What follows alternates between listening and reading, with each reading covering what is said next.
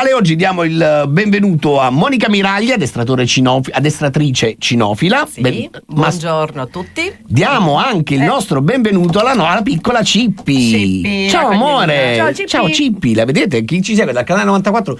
Non so se riesci a vedere questo gioiellino, devi sollevarlo un attimo, per favore, Monica. Ovviamente si è adagiata, è timida, perché è comoda, è meravigliosa, di una dolcezza bellissima, una cagnolina color cioccolato, davvero bellissima. Lei e le sue orecchie. Perché oggi parliamo in frequenze divergenti dell'importanza della pet therapy nelle disabilità, ma anche nelle neurodivergenti. Perché, Liliana? Allora, buongiorno a tutti, ben ritrovati. Allora, in questa nuova parte della rubrica frequenze divergenti parleremo di tutte quelle figure e terapie, condizioni che ruotano intorno al mondo delle neurodivergenze e in tal caso, nell'argomento di oggi, delle fragilità. La pet therapy è una delle terapie parallele, satelliti, meteore, che viaggiano intorno alla vera e propria riabilitazione. Quindi spesso i nostri ragazzi, dopo aver fatto un percorso riabilitativo molto clinico, molto strutturato, in accompagnamento a questo viene sempre associata o la musicoterapia o la pet therapy. La pet therapy è quella che nelle linee guida generali è quella più suggerita di tutte, perché nella relazione con l'animale, ora Monica ci spiegherà i vari tipi di relazioni quali possono essere, c'è veramente un accompagnamento relazionale, affettivo, empatico, che è davvero di grande rilevanza nella sfera riabilitativa di una persona neurodivergente o con tutte le fragilità annesse. Monica, a volte diciamo la sensazione è che il cane possa sembrare una sorta di surrogato, di sostituto degli altri esseri umani o delle altre relazioni, ma in realtà primo non è così, secondo non basta pensare, immagino, prendiamo un cane. Esattamente, infatti bisogna fare parecchia chiarezza. Allora, ormai da tanti anni che si parla di interventi assistiti e ovviamente ci tengo a specificare. Allora, pet therapy va bene, lo lasciamo ancora come termine perché ci piace, ovviamente sono termini. Solo che a me mi ha sempre fatto ridere, scusami, questa roba, perché pet in realtà sono i cuccioli. Dopo che non sono più cuccioli, che facciamo? Non è più terapia? Ti correggo. Sì, allora, più che cuccioli, il pet sono tutti proprio gli animali, ed effettivamente è così. Perché nelle linee guida degli interventi assistiti, quindi faccio un passo indietro, sono previsti 5 animali in queste terapie. Quindi oltre il cane abbiamo anche il gatto, il coniglio, il cavallo e l'asino. A breve ci sarà un sesto animale, ma non voglio spoilerare perché ancora non è, però ce ne sarà un altro. Sì, ce ne sarà un altro. Quindi tornando appunto al discorso di pet therapy, a noi piacciono questi termini stranieri anche perché effettivamente è nato tutto in America, quindi ovviamente il termine era giusto, anzi è giustissimo.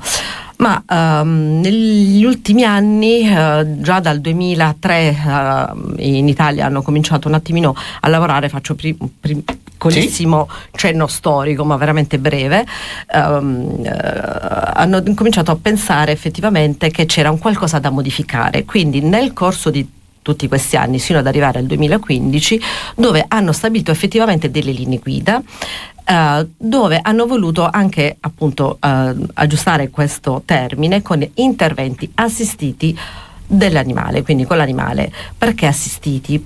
Perché proprio questa è la differenza. Prima la pet therapy veniva fatta in maniera un pochino più blanda, ossia basta che c'è un cane. Basta che c'è un cane. Cioè un animale, come in realtà proprio inizialmente proprio solo col cavallo, perché per quanto riguarda le disabilità il cavallo è consigliato, è consigliatissimo, ma tuttora.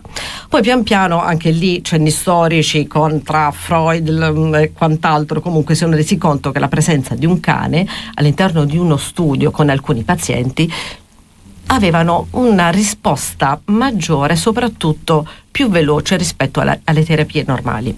Quindi assistita perché? Ti devo fermare perché adesso non dobbiamo dare la pubblicità. Okay, quindi benissimo. Tra un po' ci racconti perché assistita, ma soprattutto ci Conti, non si può fare immaginoterapia con tutti gli animali, cioè immagino che esista. No, poi entriamo allora, assolutamente sì. Entreremo nel dettaglio di tutto questo, quindi rimanete sui 96.5 sul canale 94, non andate via, c'è Frequenze Divergenti. Adesso ultimi minuti insieme su Frequenze Divergenti con Liliana Doria e Monica Miraglia e la nostra Cippi per parlare di pet therapy e soprattutto per raccontarvi che non è una cosa improvvisata, non è qualcosa di casuale, c'è una relazione che si costruisce, ci sono dei professionisti che possono aiutarvi in questo. Monica, da dove partiamo? Stavamo parlando della... Perché interventi assistiti? Esatto. Appunto perché c'è bisogno effettivamente dell'assistenza da parte di tutta un'equipe multidisciplinare, perché effettivamente è quello il punto. Ci deve essere un gruppo di persone che hanno, ovviamente, che si sono formate a loro volta,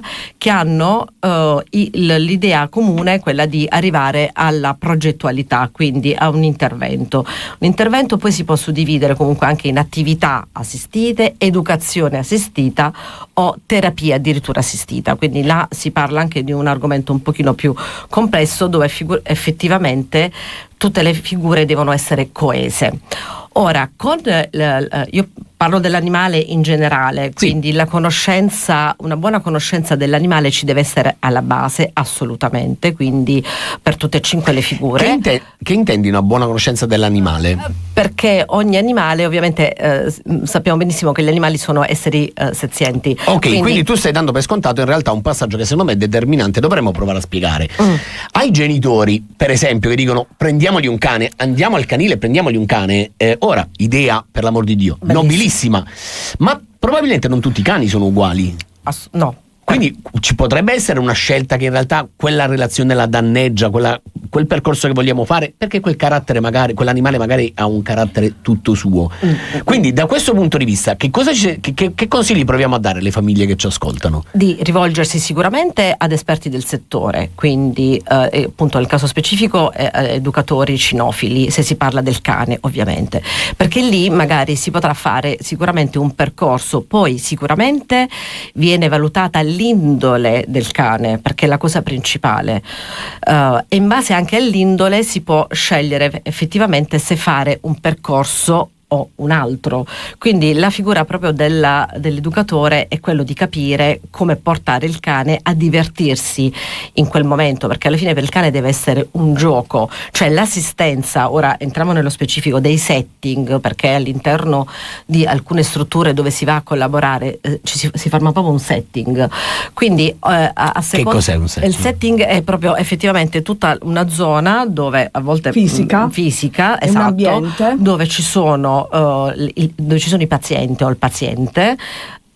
Noi possiamo parlare ovviamente di neurodivergenze, esatto, però ci sono tanti ambiti, anche ci tengo a specificarlo, dove comunque ci sono tutte queste altre figure, quindi lo psicologo, perché lo psicologo si deve occupare del paziente, deve sapere se il paziente ha paura o meno dell'animale, del cane. Di conseguenza dall'altra parte ci deve essere l'addestratore cinofilo che sa come comportarsi col cane.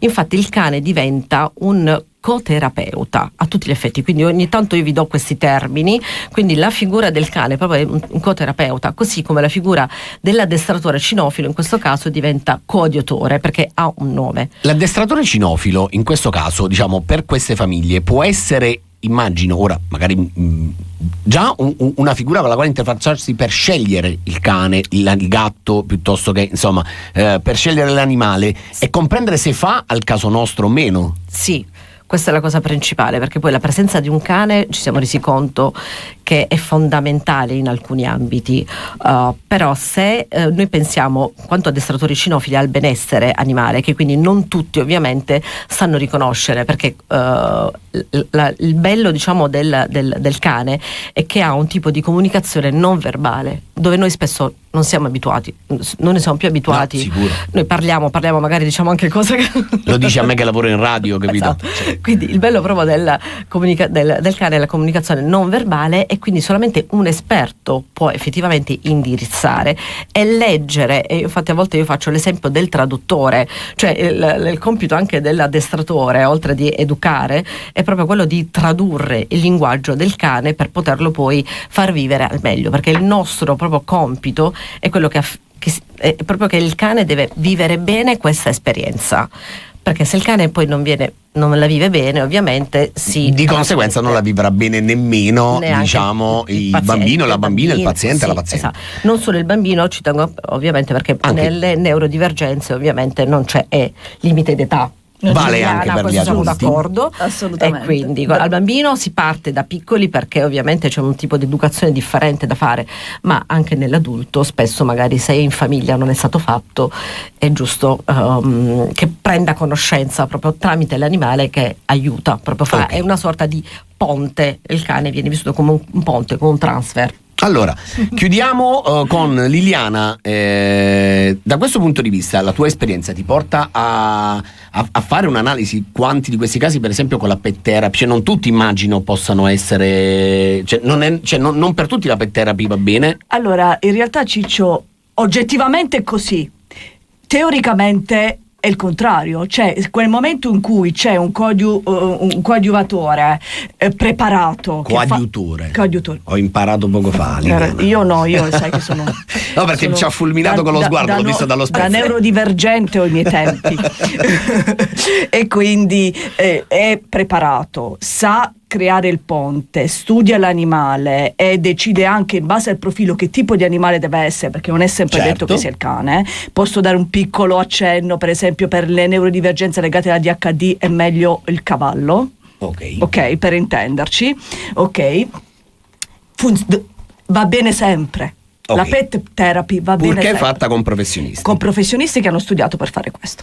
Grazie a Liliana Doria, grazie a Monica Miraglia, ma soprattutto grazie a Cippi, che è stata qui buonissima, un amore davvero. Sei bellissima, giuro, sei l'unica delle tre che terrei nelle prossime puntate, ma in realtà mi devo tenere.